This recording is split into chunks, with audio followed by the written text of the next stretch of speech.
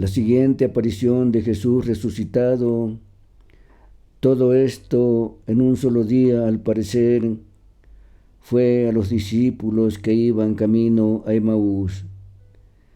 Este fantástico relato evangélico es fascinante y en él cada quien puede encontrar su propia fantasía espiritual y vivirla y gozarla en el alma.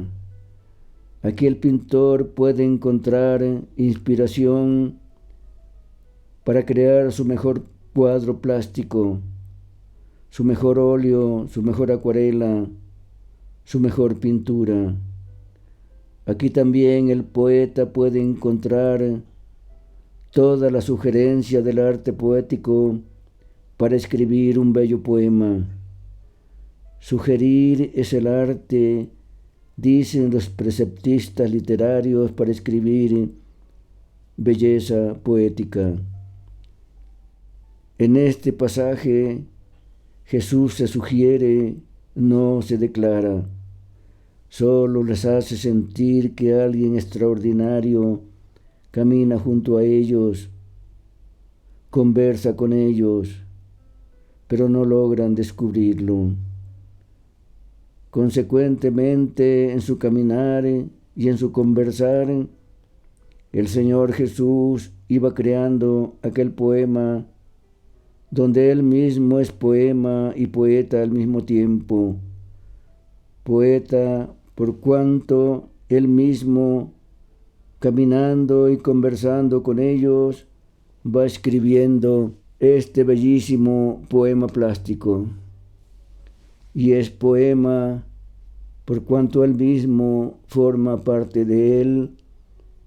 Hablando en términos fotográficos modernos, podemos decir que el Señor Jesús se tomó unas selfies con ellos. Al final de esta historia, los discípulos se sienten muy privilegiados y bañados de gracia sobre gracia y plenos de aquella plenitud de la que habla Juan el Bautista cuando dio testimonio de Jesucristo, diciendo: este es de quien yo decía, el que viene tras de mí es antes de mí, porque es primero que yo, porque de su plenitud tomamos todos y gracia sobre gracia. Para estos dos caminantes de Emaús, la primera gracia es haber sido elegidos discípulos de Jesús. No me habéis elegido vosotros a mí, yo os elegí a vosotros, dice Jesús. Y sobre aquella gracia está ahora la plenitud y la gracia de caminar y conversar con Jesús resucitado, aunque no lo reconocieron sino hasta después. El relato del camino a Emaús se da en un contexto de desolación, de incertidumbre y de tristeza. Heriré al pastor y se dispersarán las ovejas, dice Jesús en su evangelio. Estas palabras parecían gravitar en la cabeza de cada discípulo de Jesús y en las santas mujeres, los cuales no encuentran conformidad ni consuelo a su tristeza, ni explicación a todo lo acontecido. De esto mismo van conversando y preguntándose y contestándose el uno al otro aquellos caminantes de Emaús. Mientras tanto, el Señor Jesucristo, con apariencia de un extraño, de un forastero, viene y se une a ellos en el camino y les pregunta: ¿qué pláticas son estas que tenéis entre vosotros y estáis tristes? A los que uno de ellos contestó: tú solo eres peregrino en Jerusalén y no sabes las cosas que han acontecido en estos días. ¿Qué cosa?, les preguntó él. Vamos hablando de Jesús Nazareno, le dicen ellos, que fue varón profeta y grande en obras y palabras delante de Dios y del pueblo, al cual nuestros príncipes y príncipes de los sacerdotes le entregaron a crucifixión y muerte. Nosotros esperábamos que Él había de redimir a Israel, y ahora sobre todo esto ya es el tercer día de lo acontecido, aunque algunas de las mujeres de las que servían al Señor han ido al sepulcro, pero no lo hallaron. Pero sí tuvieron visión de ángeles, los cuales les dijeron que Cristo vive.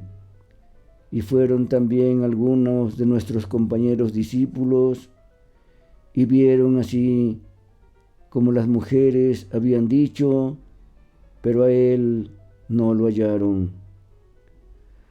Oh insensatos y tardos de corazón para creer todo lo que los profetas han dicho. ¿No era necesario que Cristo padeciera todas estas cosas y entrara en su gloria? Entonces, comenzando desde Moisés y todos los profetas, le declaraba todo lo que las Escrituras decían de él. Y habiendo llegado a la aldea, Cristo simuló que su camino iba más lejos. Entonces ellos, como había declinado el sol y se estaba haciendo oscuro, lo invitaron a que se quedara ahí con ellos. Cristo accedió y se quedó ahí con ellos. Entonces aconteció que sentados a la mesa, al partir el pan y dárselos a comer, los ojos de aquellos discípulos que estaban embargados para no verlo se abrieron de pronto y vieron que era el Señor Jesús el que había estado con ellos. Pero así como apareció, pero así como se descubrió a ellos, así desapareció. Pero el gozo y la alegría de ellos no cabía en su corazón, y se decían el uno al otro: ¿no es verdad que nuestro corazón ardía mientras conversaba y nos declaraba las Escrituras? Fervorosos y alegres, fueron corriendo a reunirse con los demás discípulos. Ya para entonces no había duda de que Jesús había resucitado, pero faltaba una última aparición, todo esto en un solo día. Ya para terminar con el tema de los caminantes de Emaús, recuerden, hermanas y hermanos, que habíamos dicho que en este fantástico relato cada quien podía encontrar su propia fantasía espiritual. Pues bien, yo encontré la mía y la quiero compartir con ustedes. Dicen que de músico, poeta y loco, todos tenemos un poco. Tal vez lo que yo escribí no tenga la categoría de un poema, que quede entonces como una composición literaria hecha con fervoroso espíritu cristiano y con todo el sentimiento del corazón. Esto es lo que escribí, hermanas y hermanos, y lo comparto con ustedes. Caminaba solo con un desierto interno. Caminaba solo sin rumbo cierto. Me encontré de pronto con sus brazos abiertos, derramando a raudales amor eterno. Caminamos juntos un largo trecho, y la paz que de él emanaba no cabía en mi pecho.